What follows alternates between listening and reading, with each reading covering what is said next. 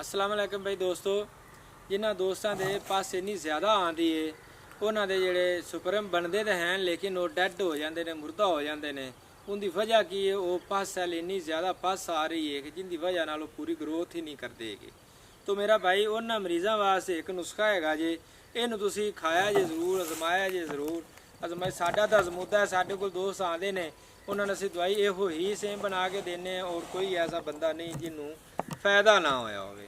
तो मेरा भाई ये नुस्खा देने की वजह है कि जोड़े दोस्त साढ़े को हकीमां को नहीं जा सकते या पैसे नहीं भर सकते, उन्होंने वास्ते है जे। ये साडा यूट्यूब चैनल है हफीज़ कादरी दवाखाना, तुसीं इन्हूं सबसक्राइब भी कर लिया, फेसबुक का पेज भी फॉलो कर लिया जे। इन्हूं शेयर तो लाइक जरूर करिया जे ताकि तुहाडे कोल हर आने वाली वीडियो पहुँचती रहे।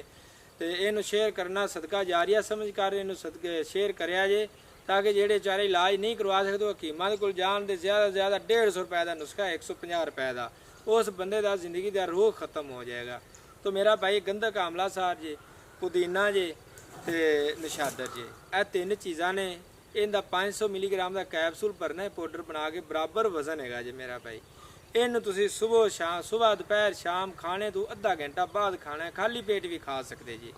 ये पानी नाल खाना है। इन 4 तो 5 हफ्ते करो, इनू खा के सानू तुसी दस्या जे जरूर कि अल्लाह पाक ने साढ़े ते मेहरबानी करती, पस नहीं जिंदगी दोबारा आएगी।